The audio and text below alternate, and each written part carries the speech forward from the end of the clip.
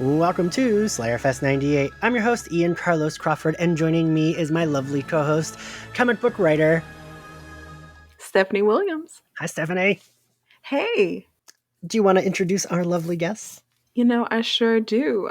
So we have Vanity Fair senior writer and host of Still Watching Podcasts, Joanna Robinson. Hello.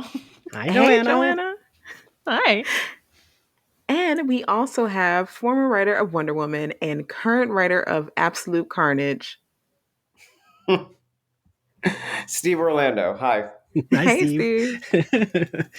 So I'm excited to have all of you here to talk about episode. I also keep forgetting the number. This is episode 5. Yes, 5.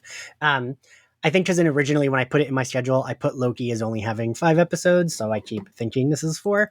We're here to talk about episode 5. We'll start off with first impressions. Joanna, what did you think of this episode, like when you first finished?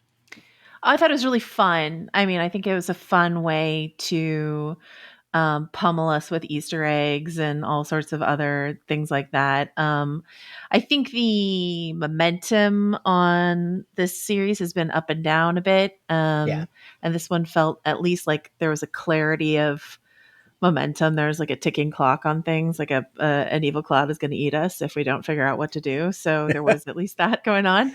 So I like that, but there's still some weird, we'll talk about it, but there's just still some weird like dead zones in these episodes where I'm wanting them to like sort of pick up the pace, but I'm enjoying the series overall. And I did like this episode. That's fair. Steve, what did you think of the episode when you first finished?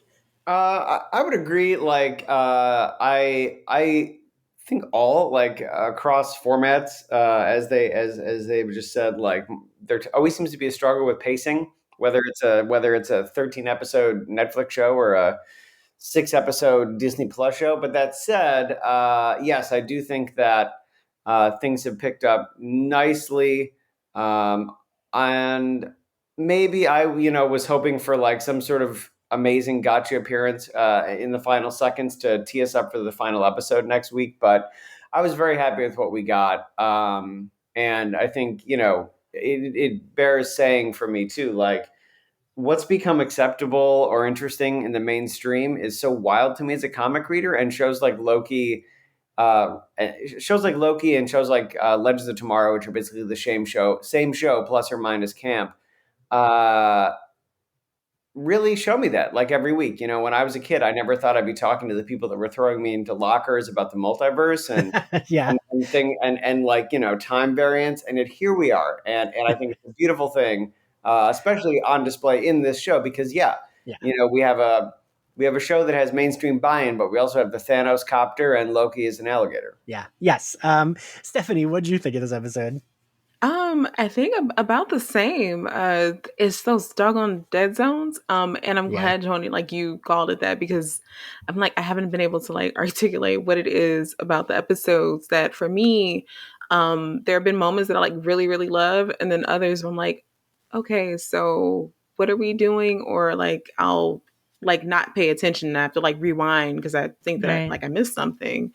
Right. But this episode was super chaotic because of all the Lokis, and then also like, them unraveling and trying to figure out where do we go next? Like, where are the timekeepers, or like who's really behind that? So I did feel like at least up the urgency to flow right into the finale.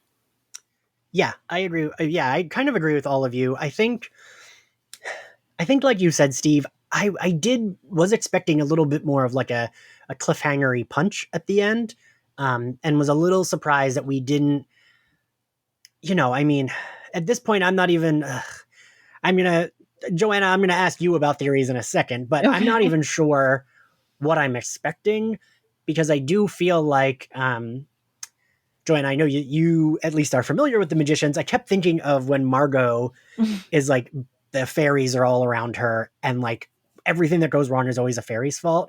And I don't even remember the episode of the scene when they're like, I don't think it's the fairies. And she's like, well, it sure smells like their whimsical bullshit. And I feel like all of this smells like Loki's whimsical bullshit. So I keep waiting for the big bad not to be Loki, not to be Kang, but to be another Loki. Another Loki, yeah. Because like the cybernetic, like the robots and how they laughed when the head was cut off, and that was it. Like there wasn't like a fight. It was just almost like, you figured it out. Oh, well. Once again, that just feels inert in a way that it shouldn't. Like that should be like a big damn moment. And instead it just like they just lop off their heads and they roll, and it's just sort of like, okay. And then we pick up in the next episode in a different room entirely with Ravonna and Sylvie. So I don't know what's going on there. But like for me, the dead zones come primarily from this like lack of tension. Mm-hmm. Like I said, there's at least a bit of a ticking clock on this episode, it feels like, but like overall, I just don't know what's like, first of all, I don't know what our Loki wants. Yeah. I don't know what's driving him at this point. Like it shifts a little. At first you're kind of like, oh, he's trying to trick everyone so he can take over the TVA. I get it. And then it's like, it's shifting, and I don't mind it shifting, but I need to like, what do you really want, and what are you willing to lose, or what are you willing to do to get it, right? And then also, just sort of like something that I got a chance to talk to Michael Waldron, who's the head writer on the show, before the series premiered, and he was talking about how he wanted to have these long dialogue scenes, a la like sort of Tarantino. He referenced the tavern scene in Inglourious Basterds, but like the reason the tavern scene in Inglourious Basterds feels so like, as long as it is, the reason it feels so alive is because there's life and death stakes, and it's not just fake life and death stakes, it's real life and death stakes. Like everyone gets shot, right? And so that's what's sort of brimming through these Tarantino scenes. And you've got these long dialogue scenes, which usually I really love and stuff. But then they just sort of end, and you're sort of like, okay. And then you move on. You know what I mean? In this episode, we've got like the Sylvie and Loki moment with the blanket. And I like them, and I'm not against them being together. And I, some people find their romance repugnant. I do not. Like, I'm not there, but like, I'm also like, maybe this scene should have been shorter, or at least livelier in some way. Whatever I'm looking for doesn't have it. And it's odd, Yeah. Yeah. I mean, I have felt, yes, which is like, I still do like the series, but yes, I have kind of been like, what's the end? Like, I don't, not to actually do a pun, but like, what is the end game here? Like, I'm not sure what we're supposed to be like going towards. And I often have felt like, we knew Sylvie wasn't the real villain by like, the end of episode 2, we kind of knew that. And it just feels like, who is the villain? Whom is like behind everything? And it felt like we needed to get a little bit of a reveal here, and we didn't in this episode. Like, I kind of expected there to be a reveal at the end to be like, oop, this is who's behind the curtain. But instead we just saw like a castle in the smoke. And I felt very like, that's it. Like, I got that was like, oh, they're going to that castle. It was setting us up for them going there. But that didn't feel to me like enough of like oh shit, can't wait to see them go into this castle I've never seen, Well, and it almost has to be, look, you're talking about who's behind it.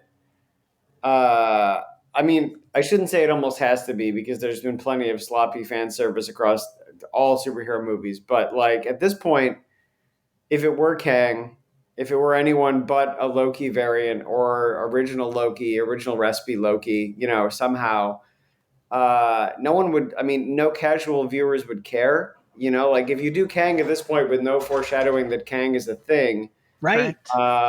It'll pop for the Marvel fans, but it's nothing if you don't already know who he is. It's like, the reason it was Agatha all along worked is that Agatha had fucking been there, but if she wasn't there, and then suddenly this old lady showed up at the end, like, you wouldn't really care.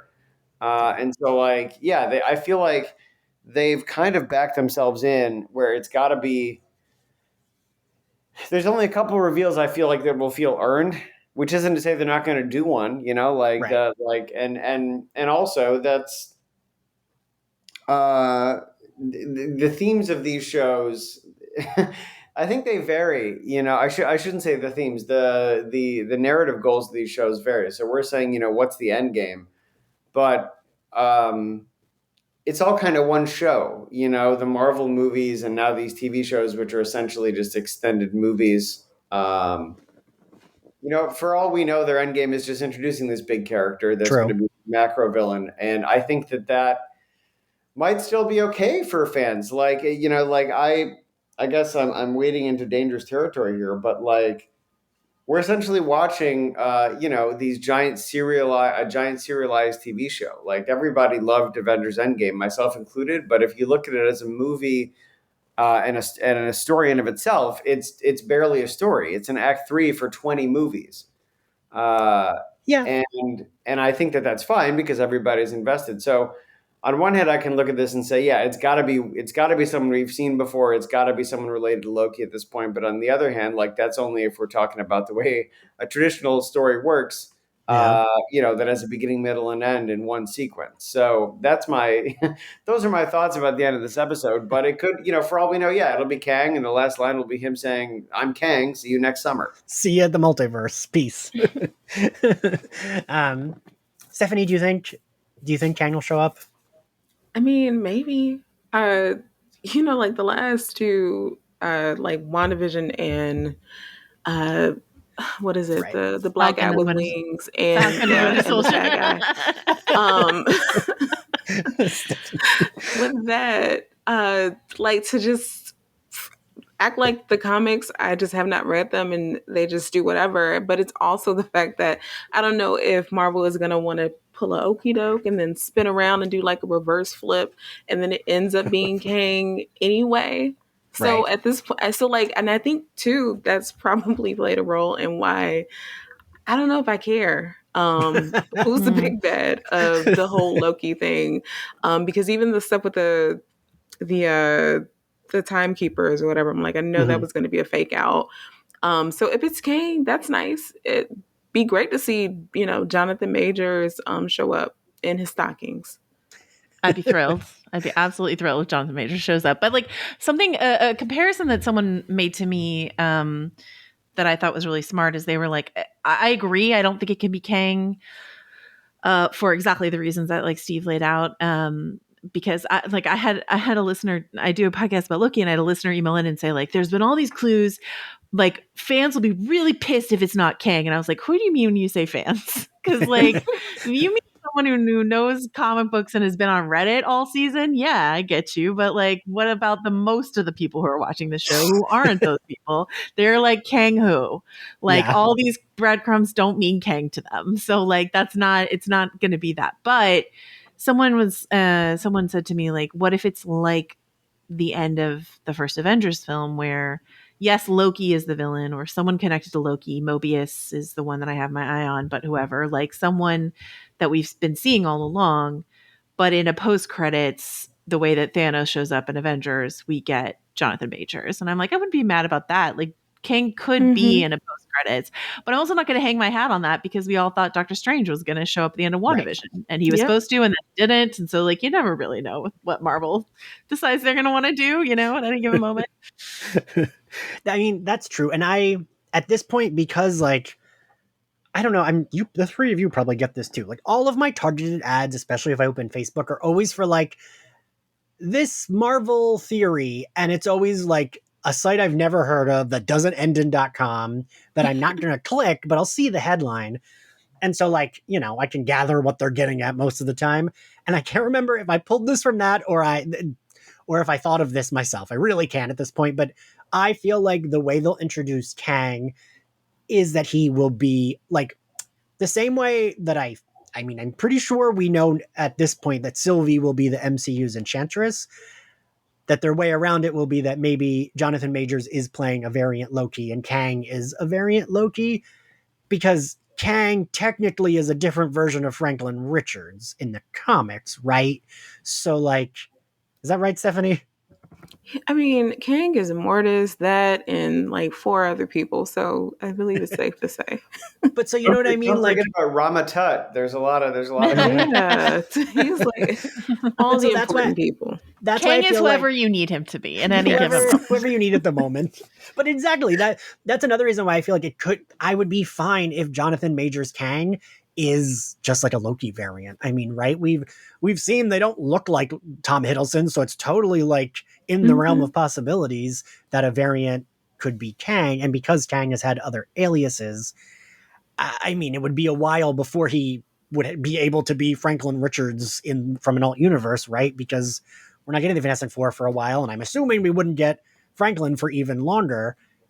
So I just feel like they would need to make it another character, and Loki would make sense. I don't know. So that's where I keep going with this now after these last few episodes, is that if we get Kang, because like y'all said, if it's just this time traveler dude, then like who fucking cares? So what? Like who? Like I just feel like that's what the reaction would be. Aside from, like you said, Joanna, everyone reading Reddit. Like, okay, those people would be like, aha.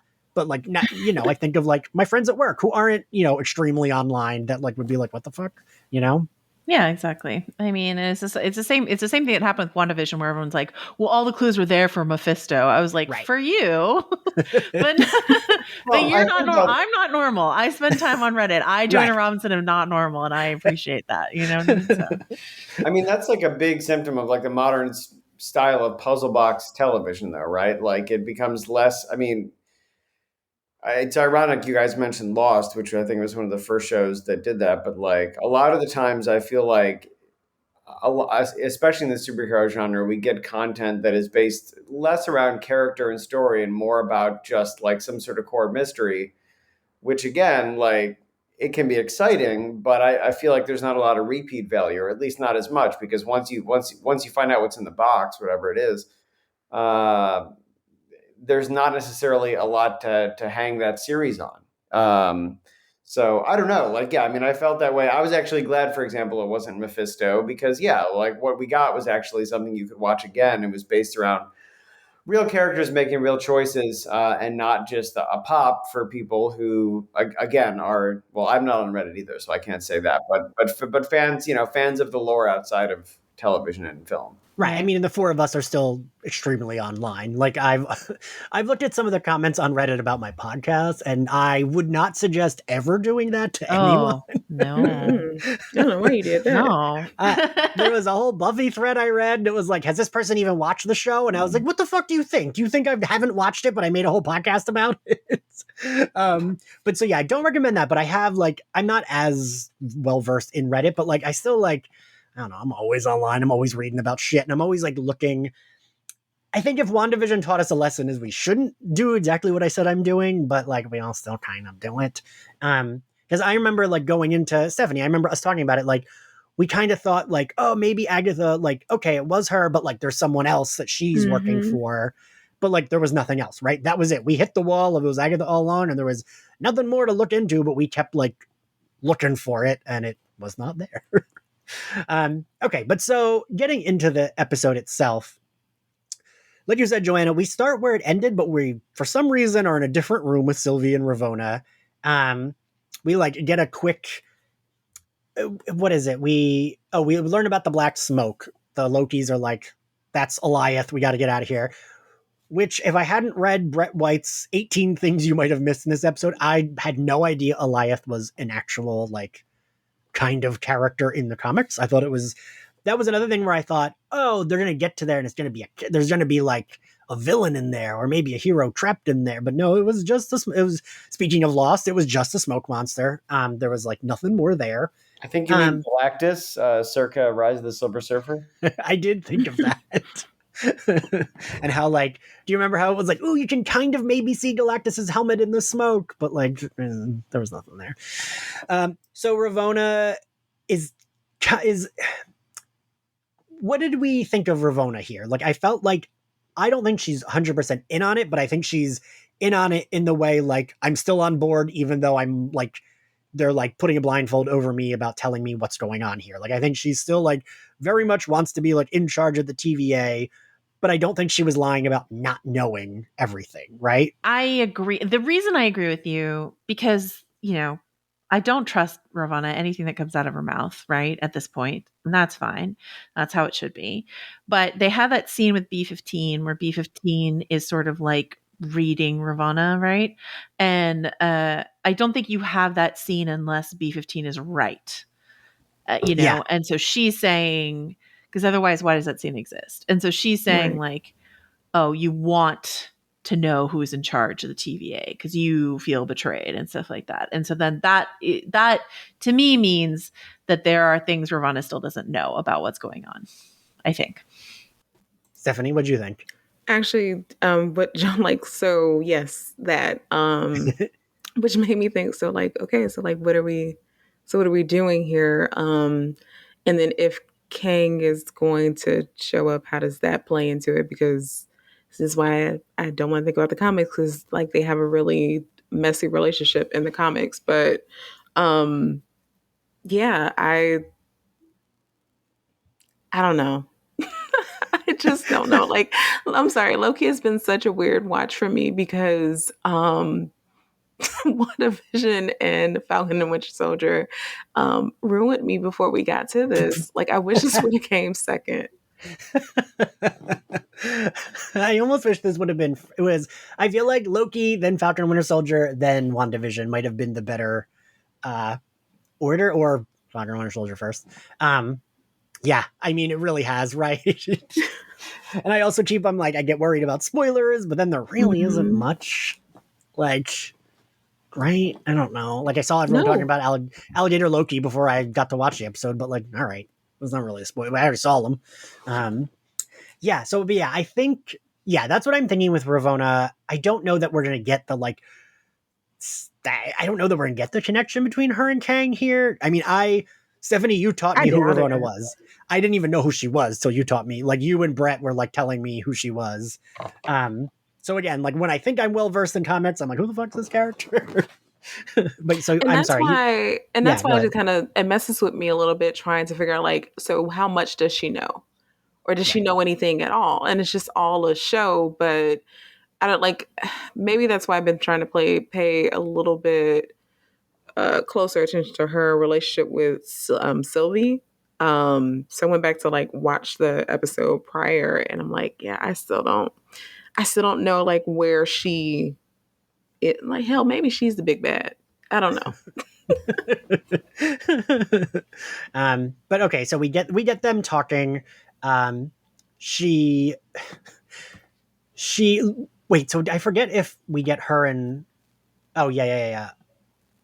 While her and Ravonna are in there, we cut back to Loki, and I wish we got more of this shit of all the Lokis walking together, and like our Loki just like throwing a fucking fit, which I would also be throwing.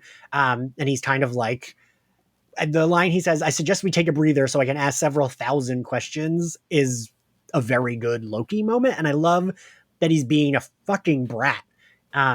Because it feels on brand, and also I relate. But like, these were the scenes that I found myself wanting a little more of him just interacting with the other Lokis.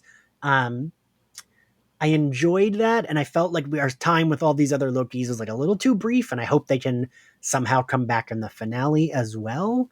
Yeah, I don't know. I loved him walking. I love that when the alligator Loki growls, the older Loki is like, he's sensitive like the rest of us. And I was like, oh, this little alligator.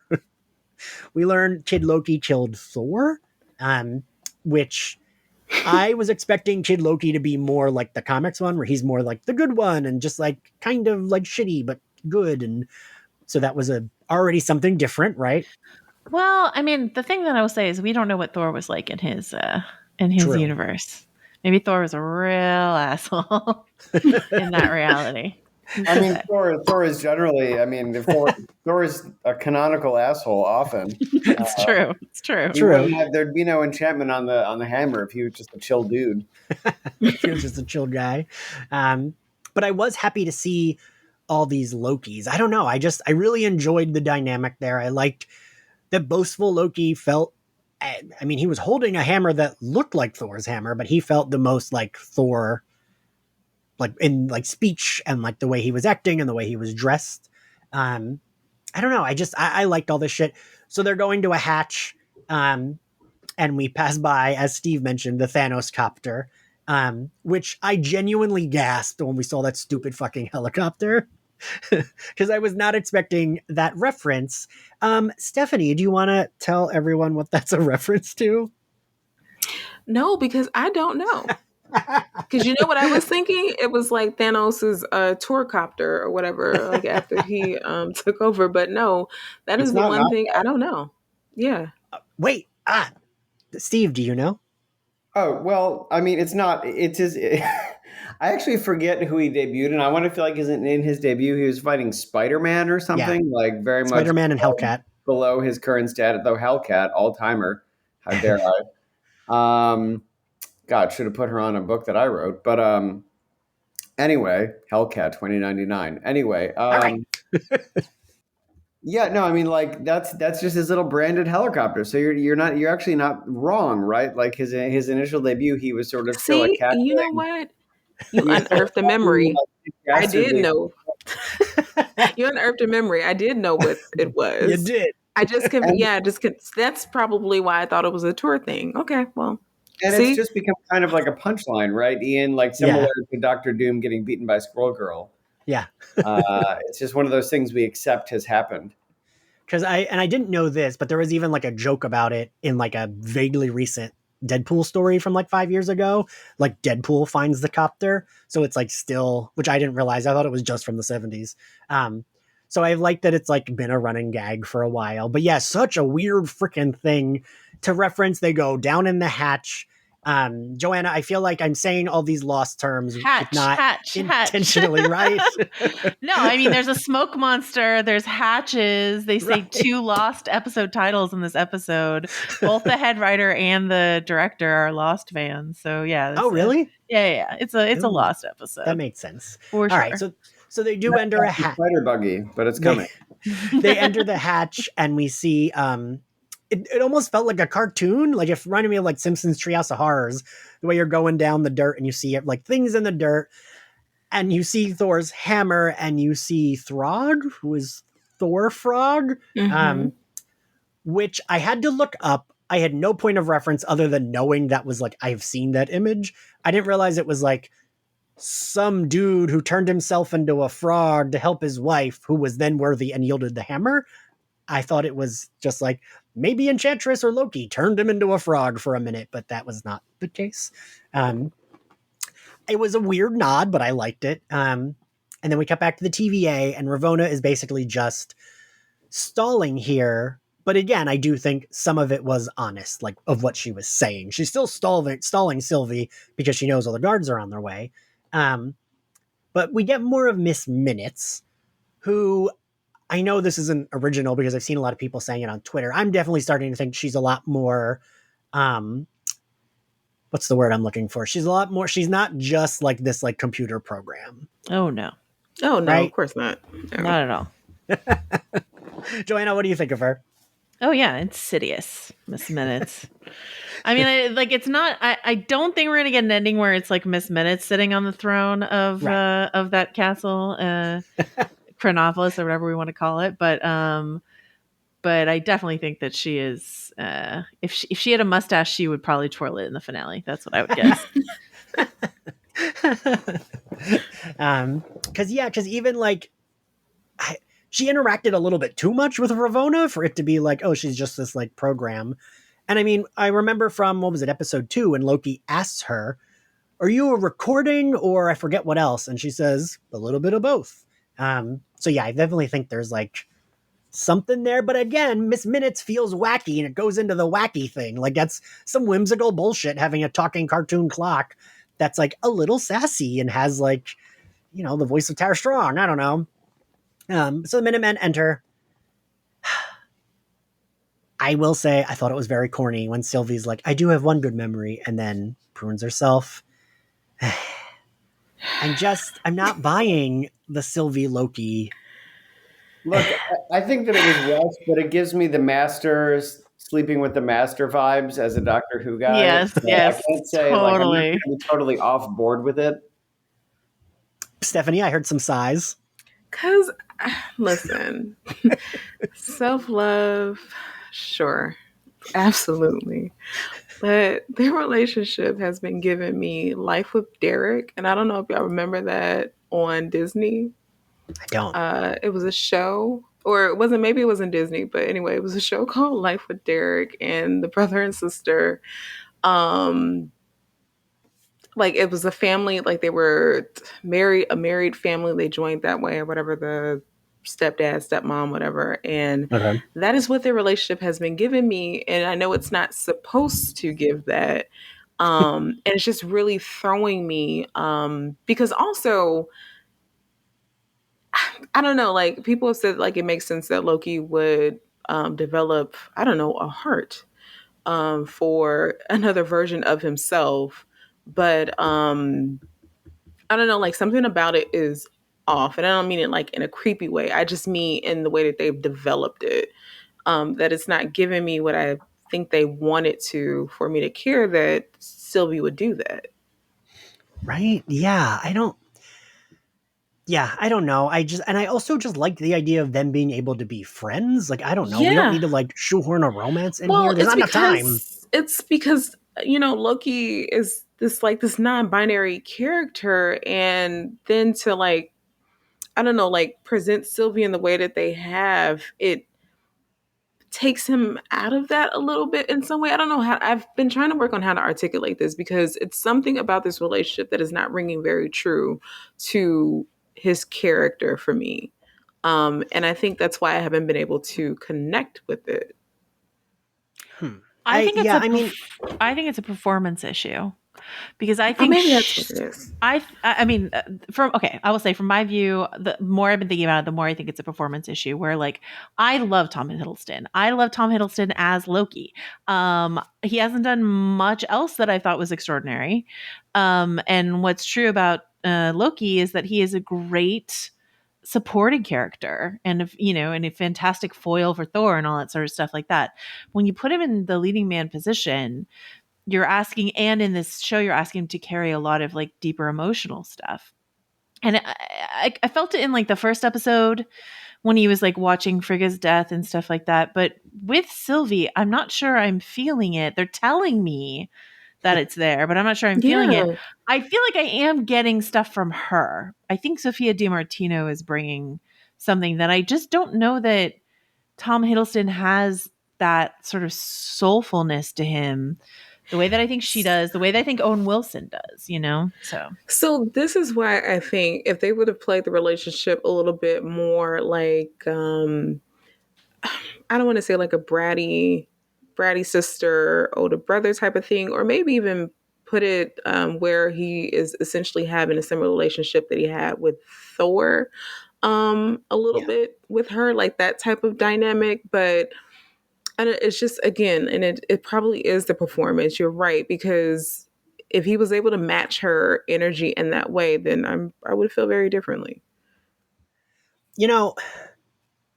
Okay, yeah. So in episode 3, I wasn't sure I was buying her. I almost think sometimes, I don't think either of them are bad. It just feels like they're acting for 2 different shows sometimes. Mm-hmm.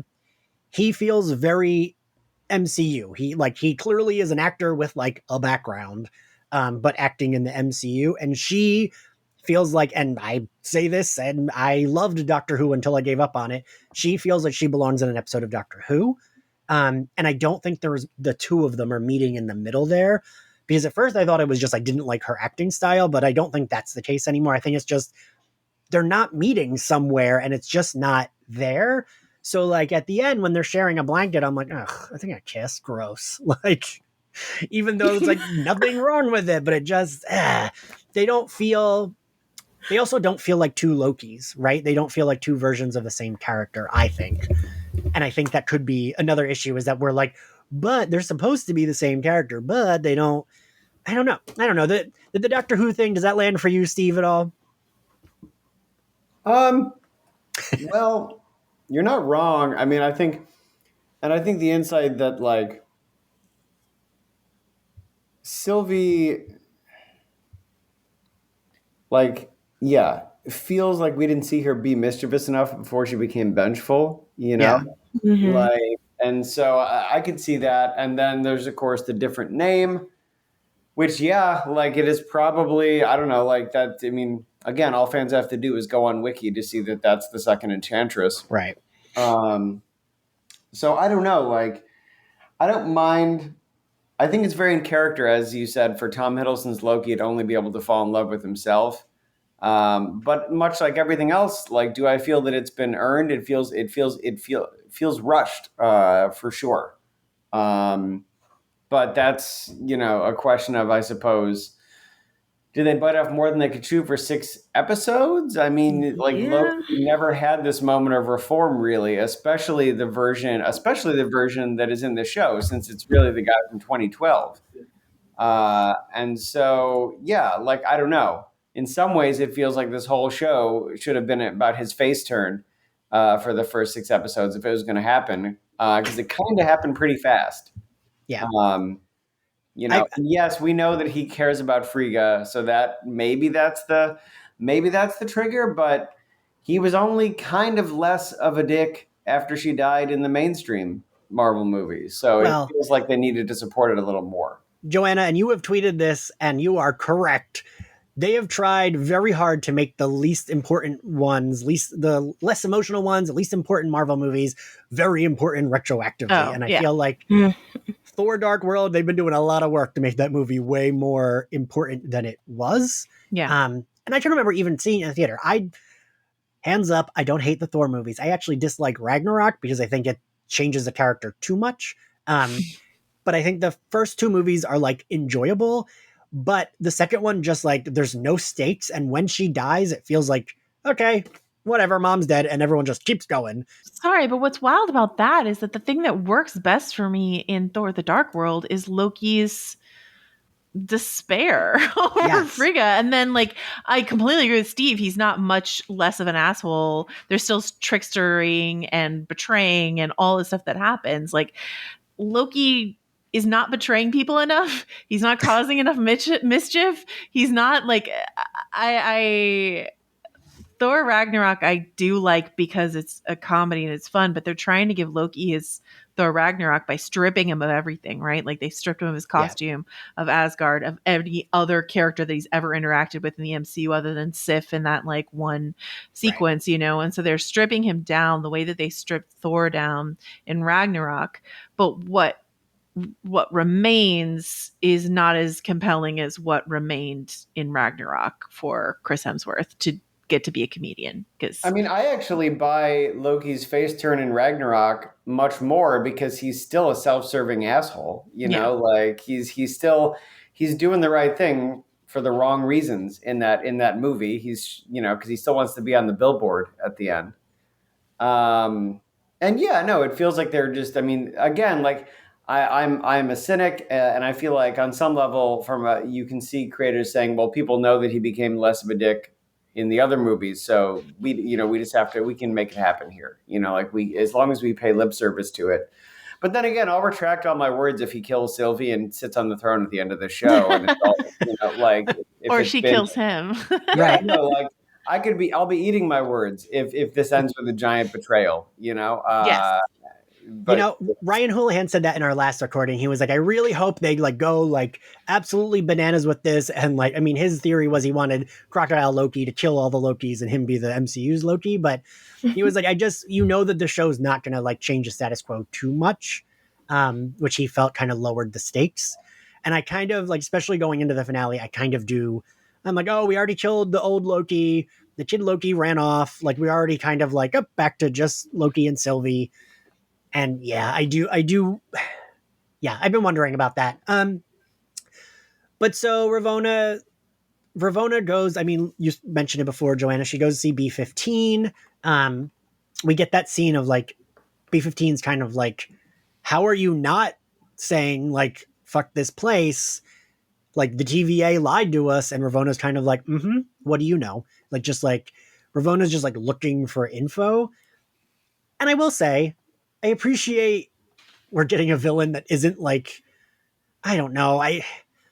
Sometimes I don't need a villain to have like a tragic backstory to be like, this is why. And they can just be like, just an asshole. And I kind of like that here, that Ravonna's like, yeah, I didn't know that, but I'm still going to work for them because whatever. But she's just like committed to the villain role. And I can appreciate that because I don't know. I'm tired of having to feel bad for villains. It's understandable. But so then she asked Miss Minutes to look up files, and I do think there's 2 things going on here. She tells Miss Minutes to look up those files because she wants to know, but also she's not lying when she says they're coming for whoever created this place, because that is also true. But so we get the Lokis. sitting around chatting. Or no, we cut to Sylvie. Post prune, we see Eliath, the smoke monster. And then Mobius comes riding through in this little pizza delivery truck, saves her. I couldn't remember if they had actually met during the show or we just assumed they knew each other prior. Like aside from him arresting her, right? Was that the first time he met her? It would seem so. It would seem that that's the first time he met her, but that he has been on the case for a while. Right. I thought that was a cute scene. I also completely missed. So I just watched Fear Street recently. I don't know if any of you watched it. Not yet, but I'm due. So when the smoke touches her and she gets that like vision of like the castle, I kind of didn't know what the fuck was going on, even though, and I just like was thinking of Fear Street, how when the girl gets touched by the witch's grave and she like sees the witch being hung, and I just kind of was like, oh yeah, she's seeing the future or something. And I didn't realize it was the smoke had touched. I think I just didn't realize it touched her. But her and Mobius get away. We go to the Lokis all sitting around.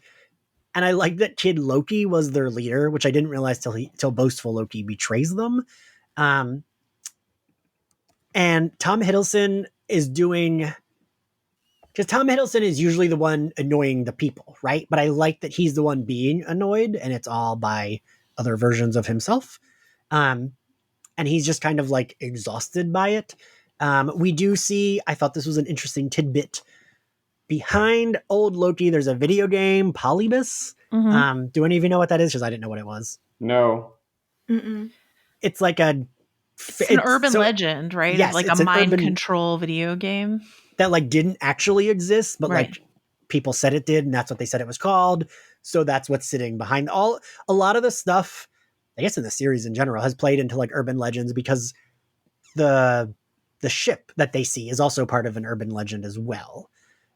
Which I thought was kind of interesting. I like the moment we saw that ship. Okay, so that I weirdly knew.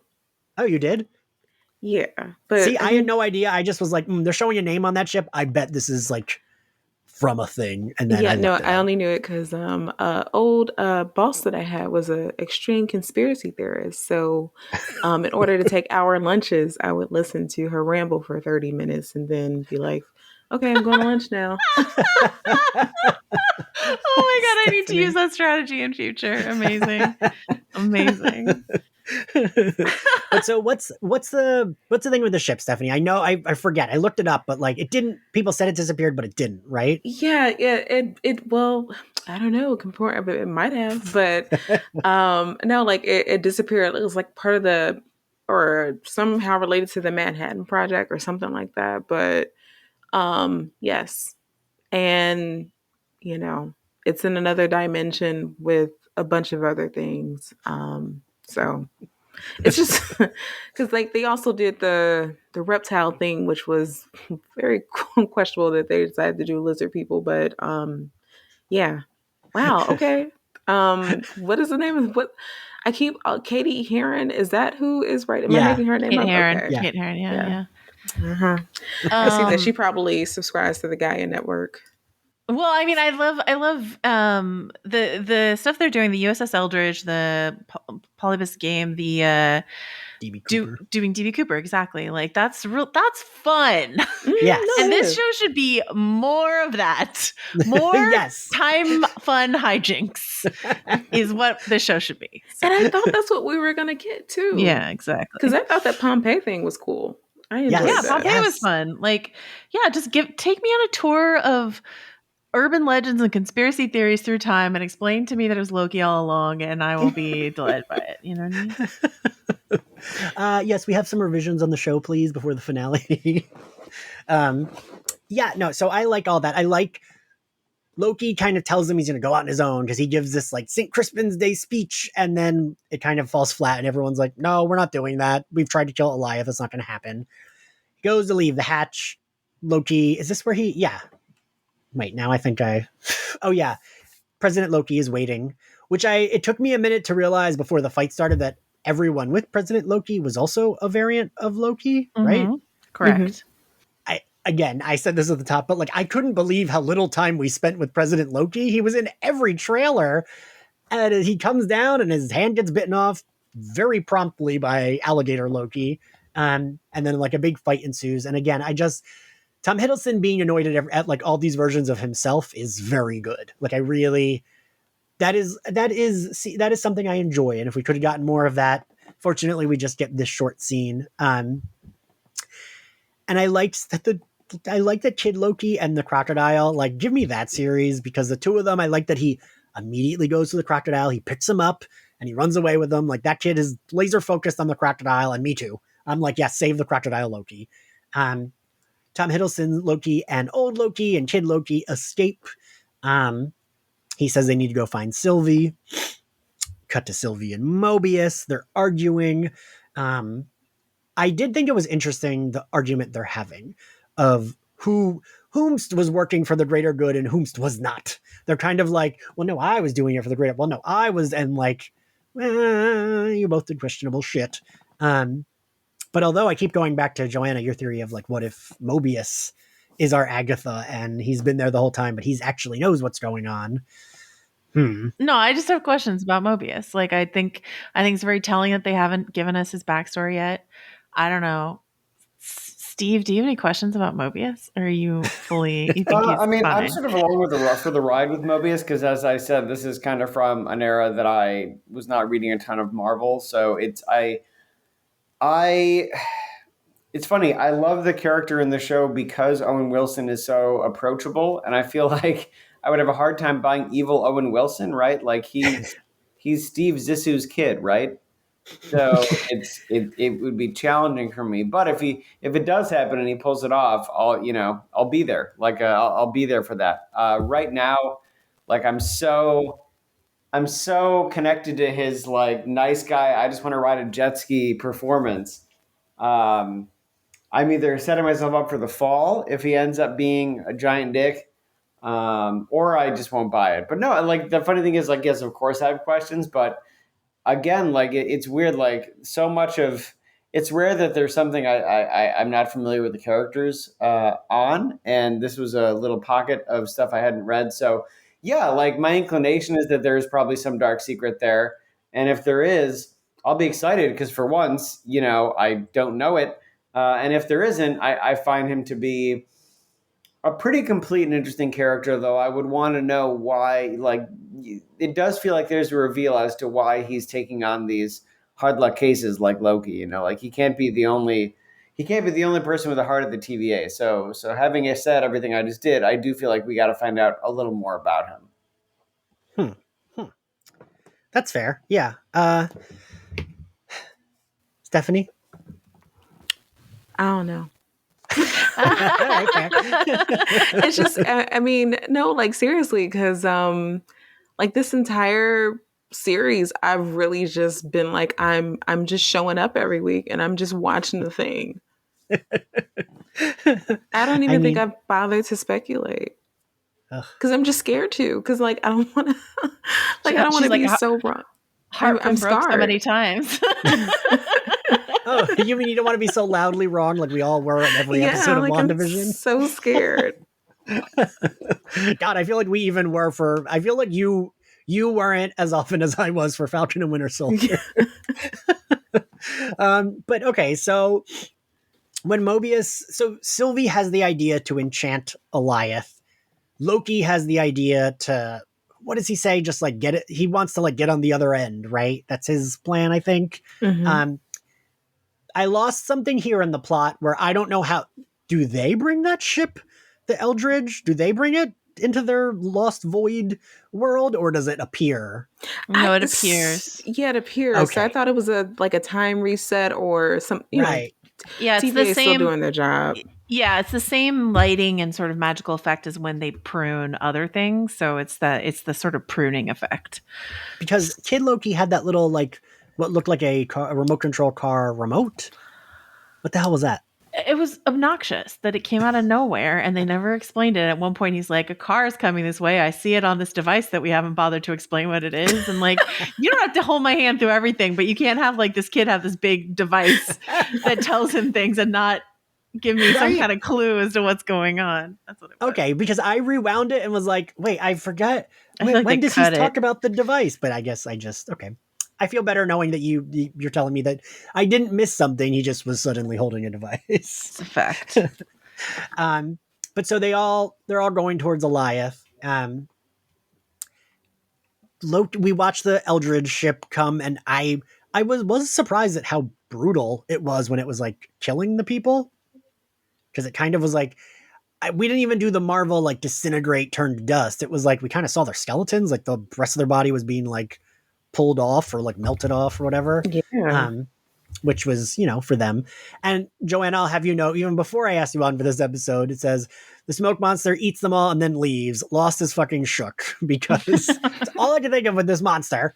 The kid does say car's coming. Sylvie and Loki meet up. I did like this reunion.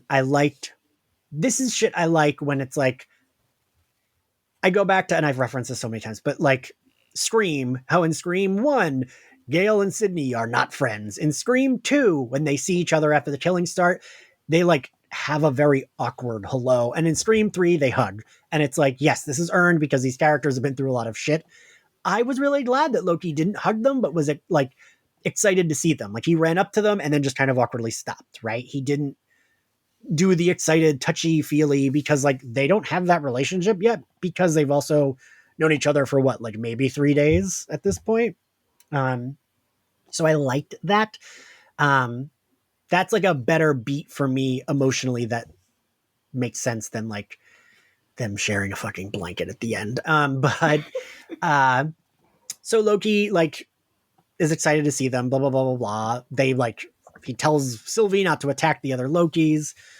I love when he's like, us as a child, us as an old man, us as an alligator. Like, I thought that was a very, Joanne, I don't know if you'll agree with me. It was a very like Buffy summation of what's going on. Yeah. Yes. It's like, have you been dead? I guess. So it reminded me of. So she wants to enchant the smoke monster, because they want to see what's at the edge of the void. Because she did see that castle. I almost said church. She did see that castle. And I did jump ahead because this is where Ravonna goes to see B-15.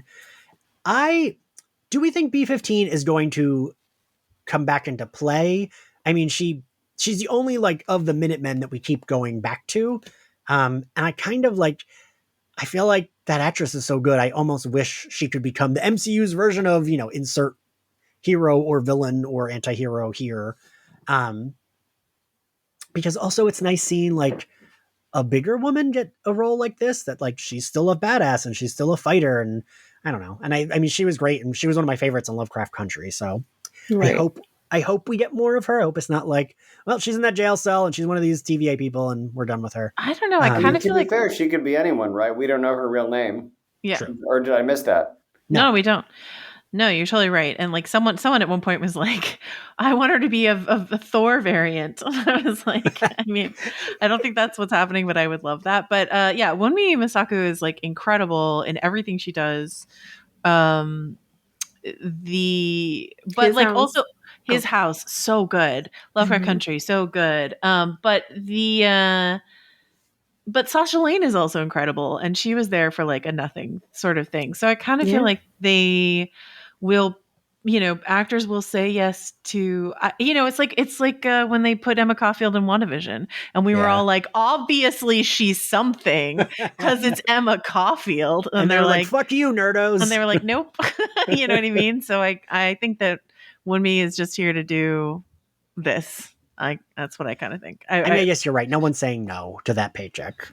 I mean, I wouldn't. I also would not. Whenever anyone like rags on actors, I'm like, that's their job. Like, I don't know. I'm not like, okay, it was a throwaway role. They still got paid for it. Like, whatever. But okay, so then where are we, Stephanie? My notes are a little messy. Okay, so they devise a plan to take out or to approach or whatever they're going to do with the big smoke monster, aka Galactus, aka whatever that thing was at the end of Green Lantern. So they figure out what they're going to do with that. And then I'm probably skipping ahead because it's the one thing that I remember in detail. But Old Man Loki goes out like Jean Grey went out in X2. I didn't think about that, but you're right. So, okay. So, yeah, they have their plan. Was Old Man Loki, like, was that part of that? Wasn't part of their plan, I don't right? Like, think no. And again, like I had to rewind it because I'm like, wait, when did they have this powwow? Like, where's that kid and where is like what's going on? No. He needed a purpose. I don't know how I feel about that, but I get it. All right, he saved them. But so yeah, they do this thing to provoke the monster. Sylvie is having trouble enchanting him. Richard Grant, Loki, kind of builds an Asgard to get the monster's attention, because we did learn prior that he was a better illusionist than the rest of them. Like he like fooled Thanos, and that was how he survived.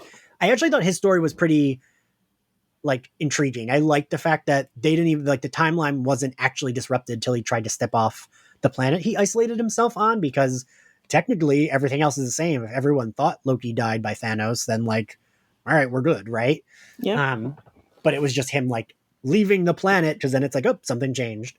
Yeah, I don't know. It almost feels like this very much felt like a waste of Richard Grant. We got him for like an episode and, one cut scene. He's an Oscar nominee. I just feel, but I'll feel that way about B-15 if they don't get her like doing shit in the final episode. But again, like you said, Joanna, it's Marvel. No one's saying no, and it is a paycheck. So like, I don't begrudge anyone money.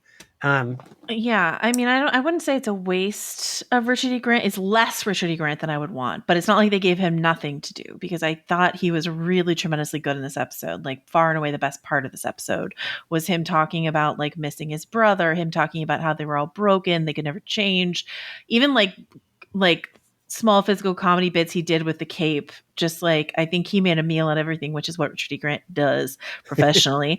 And then I thought I'm having a hard time really feeling my feelings when I'm watching the show, but I felt like his last stand was kind of emotional for me, and him just screaming glorious purpose and all that sort of stuff. Like, cause he was going to walk, he was the Loki that walked away from the fight. He walks True. away from Thanos. He walked away from things. Like he hides and protects himself, and he found something to fight for, which was these other two Lokis. Something that I thought, I was talking to Daniel Kibblesmith, who did a 5-issue run of Loki that I really loved, and he was talking about this idea of what motivates Loki always has to be self-interest, always self-interest, but that he likes the idea of these other Lokis sort of infecting, like that you could transfer your self-interest to another Loki. So like whatever Tom Hiddleston's Loki does, if he does something in defense of or in protection of Sylvie, that's still him looking out for a Loki, even if it's not himself. He's looking out for Loki. And Richard E. Grant's Loki is saving Loki, but it's these two other Lokis. And that's something that I thought was kind of interesting. I don't know if the show thought it through that much, but I thought that was sort of an interesting take on all of it. Yeah. No, I do like that. I mean, that makes sense. That makes sense that like, okay, if this Loki who did remove himself from the fight is going to join the fight, it's to save versions of himself, which, okay. I do wish we'd gotten to see little kid Loki. Oh, but we did breeze past. I will say I did get a little emotional when he hugged Mobius. I don't know. For me, their relationship hits the heart. And now I'm going to sound like, someone on Twitter, as if I'm not someone on Twitter. But like, if I had to pick a ship, it would be Loki and Mobius more so than Loki and Sylvie. Because I felt like Mobius kind of got Loki's vibe, even if Loki didn't get his. Like, the meeting was Mobius knowing what Loki was up to. That's where they met. They didn't meet in the middle. They met at Mobius, Mobius walked over to Loki to meet at Loki, right? There was no in the middle there, but Loki learned that like, oh, this dude is like, is helping me out. He, broke me out of the time loop jail. Their relationship, and we've just spent more time with their relationship, more episodes, is the one that I liked a little bit more. And I almost felt, and Joanna, I'll be curious what you think. I mean, you watch a lot of TV. I feel like you're an expert. Do we think, because the way that like the wording there was very purposeful, and it felt like it was almost saying that Mobius had feelings for him, like almost, but not quite. Do we think like, I don't know, am I reaching? I might be reaching. Well, it's a fine thing to reach for because they're giving you so few morsels of bisexuality from Loki. Right. So, you know what I mean? He just said it, but that's it. Yeah. But I don't know. I felt like when they said their goodbyes, I also didn't quite understand why everyone was parting ways. Like the kid was just like, "No, this is where I live now. All right, bye." And it's like, "Oh, but that place is, everything's falling apart. Where, bring him to the real world." Like, I don't know. But I mean, I think him like bailing out was probably so we can see him later, like in Young Avengers or something. So yeah, Stephanie, then what the hell happens then? All right.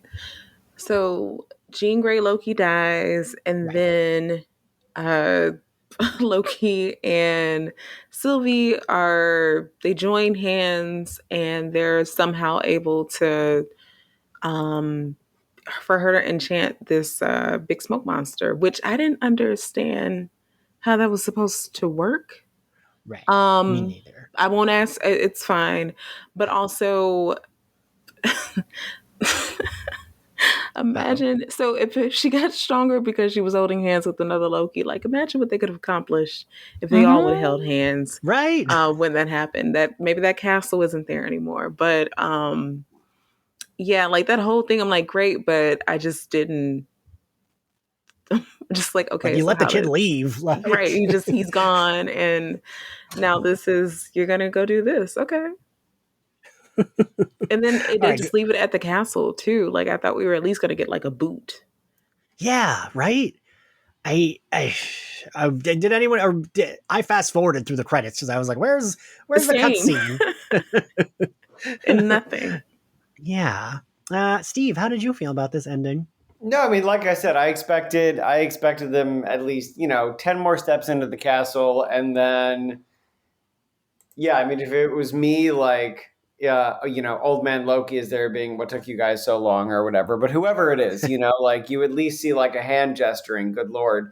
Because right now, like, yeah, and I mean, I'm obviously going to watch next week, but is a random castle that I don't know what it is a real cliffhanger? Not really. Yeah. I'm going to be there because I'm a huge nerd. But yeah, I think that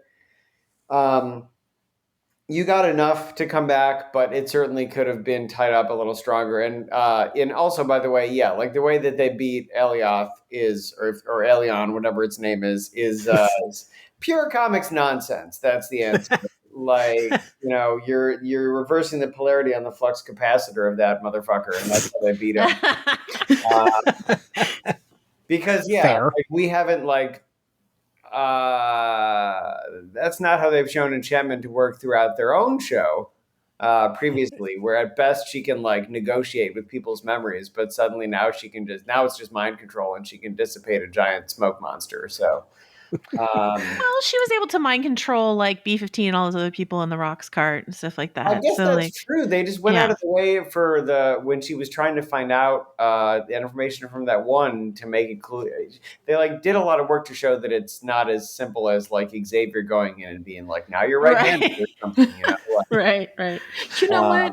I'm surprised. I kept waiting for her to enchant Renslayer, but it just didn't happen. Like I thought they might have done that. But I mean, I guess if she can't use her magic in the TVA, right? Yeah. So that was the thing. I was like, damn, I would have loved that. Like, why didn't you just prune both of y'all so we could see that? Oh yes. Yeah, I would have liked that. I mean, that also makes sense, right? Just like prune them both, so then like she can do the thing, and then they could maybe find out what the fuck is going on? I don't know. Yeah, I mean, look, if Renslayer got pruned, it goes from it's nice to know if she wants to know what's going on too. She has to figure out what's going on, otherwise she's going to die too. And you listen. I mean, here we are, armchair writing the show. but I'm literally sitting in an armchair. So, yeah, no, I mean, like you get much more tension out of the same beat if Renslayer had been pruned. I mean, either by willingly or not. Now her either being a true believer or needing to know the truth has like a nuclear fuse on it, right? Because she's staring down this giant smoke monster that is a summation of that question. If she's a true believer, she'll just stand there and let it eat her. And if she's not, then she's on board. So yes, we just solved this show basically. At least we solved the character arc. Steve figured it out. Yes. Yeah, I don't know. We're creating an event by rewriting this show. So also, I was wondering. So when they're on Lamentus and they hold hands, that creates it was about to create a Nexus event, right? So I kept thinking, I know the void is like at the end of time, but why doesn't them touching almost create a Nexus event, right? Or am I? I think because they're saying that it's because it's the end of everything. Nothing matters. There matters. That's fair. If you buy into that lore, then this is like the ultimate version of that. That's fair. Now, of course, again, like if what they're doing is a big enough change, then it probably would matter. Like in reality, like they've just created the biggest Nexus event ever by beating the Smoke Dragon. But we haven't gone back to the TVA and seen how their little lie detector thing is going crazy or not right now. So maybe it's doing a giant circle. We don't even know. Last time it went crazy, it didn't matter. That's what drove me nuts, right? Like there was this big emergency, then they solved it somewhere off camera, and I'm like, what? She bombed the timeline, and it didn't mean anything. I keep waiting to go back to that, and we just aren't. And the TVA seems fine, right, Joanna? So presumably it was solved, I guess, right? I know why she did it. She did it as just a distraction so she could get to the elevator. I get that part. But the fact that they end the episode with this is a big damn emergency that everyone's freaking out about, and then they never show us how they fix it is ridiculous. Storytelling. It's like quite the choice to be like, we're going to end on this cliffhanger and then not address it, and it doesn't matter. All right. It doesn't matter. But all right, so now I guess that's it. I felt like I had like other things to say about the I wanted to point out the Avengers Tower in the background. You all probably know this. Now I can't even remember the name. The name that it says on it is an alias of Kang's. Qeng. Yeah. Yes. That's another reason why I'm like, it's gotta be Kang, but like, does it? I don't know. Oh my god. Because I mean, you're also, I'm like probably the only pro wrestling fan on this podcast, but you saying it's got to be Kang is one letter away from one of the most famous calls in wrestling ever. So I'm extremely triggered. Is it Kane? When Undertaker's brother shows up for the first time, you had this guy screaming, "Now it's got to be Kane!" And I just you just gave me the best idea for a meme. Thank you so much, Steve. please, someone do It's Gotta Be Kang with the Kane and Jim Ross, because that's all I can think of right now. Michael Waldron is like the world's biggest wrestling fan, the head writer for Loki. I did not know that, but there you go. Interesting. I wonder what he thinks of It's Gotta Be Kang. Yeah, so I feel like, God, now I'm trying to think if there was any other. I wanted to bring up like most of the references. In fact, there were so many references that when the point when Mobius and Sylvie do turn around in the car, something falls from the sky. I rewound it twice to be like, ooh, what is that? What is that falling from the sky? But it's literally just like CGI junk. It's nothing. And I couldn't find it listed on any site, although maybe tomorrow it will be and I'll look a fool. It's Sokovian CGI junk. Little do you know that's actually an outhouse from we see the shield helicarrier, or one of them, behind Old Man Loki at one point. The thing I do appreciate is, like, I know people get annoyed at like the clue stuff, but this wasn't really clues. This was just like them having fun. And I could have had that shit turned up to 10. Like, I'm like, give me more ridiculous things like Thanos Copter in the background. The only other thing that was like, had me like, twirling, thinking someone was twirling their mustache, is there is a statue of the Living Tribunal, like broken in one of the like areas that they are behind the characters. And Stephanie, do you want to say who Living Tribunal is? Because I barely know, other than it's like a 3-headed thing. One of my favorite Marvel characters. Go on. Oh my god. What is my brain today? No. Like, please do, because and I looked this up yesterday just so I can make sure that I remember, and I've already forgotten. Steve, do you want to tell everyone who the Living Tribunal is? Living Tribunal is like Marvel's version of the Spectre. He's like one of, if not their most powerful characters, and he's a cosmic being that signifies judgment. And as you might maybe guess from his name, he has 3 different faces, along with a 4th yet to be decided face that is perpetually undecided. And yeah, I mean, besides Marvel's version of, all powerful deities like the one above all, he's like the guy that basically can show up and solve and judge any problem. I'm a huge Spectre fan, so I am by definition also a huge Living Tribunal fan. Plus, I just love shiny naked men from space. With the head not attached to their body. It floats above the body, yes, for comic reasons. Well, I was going to say something inappropriate, but because I found something else yesterday while looking up Living Tribunal, and instead of his having 3 different heads. Yes. It's a Dr. Manhattan situation. It's a Dr. Manhattan situation. So shout out to DeviantArt. Wow. They never let us down. DeviantArt. They're really always there for us. God, whenever I feel like I'm like looking for a specific image, whether it's for like Buffy or for Marvel stuff, and it's like something specific, I always end up crossing something wild from DeviantArt. Always. Ugh. And now for a quick break. Folks, do you love movies? The good ones? Even the bad ones everyone told you not to like? It sounds like Super Yaki is the place for you. The team at Super Yaki loves movies. So much so, they've dedicated every waking moment of their life to bringing you top quality merchandise to showcase your love for them. From super soft t-shirts celebrating the 20th anniversary of the cinematic masterpiece Josie and the Pussycats, to comfy sweatshirts made for the brave members of the Movies by Yourself Club. They even have pins of some of your favorite directors, like Sofia Coppola and Jordan Peele. Super Yaki joyously brings you tangible love letters to movies and filmmakers that you can wear with pride. Plus, the team at Super Yaki screen prints all their apparel using eco-friendly, 100% water-based inks, and ships with compostable poly mailers for an environmentally friendly alternative to online shopping. And as a special gift to you, listeners can save 10% on their order with the code SUPERSlayerFest, all caps, no spaces, at checkout. If the spirit moves you, find them at superyaki.com. Let's watch more movies, y'all. All right, and now that we're at the end, favorite scene, Steve? Without a question, Richard E. Grant, classic Loki's Last Stand. As you guys said, anytime he's on screen, wonderful, and I would watch him in that ill-fitting suit in his own show. So easily my favorite scene.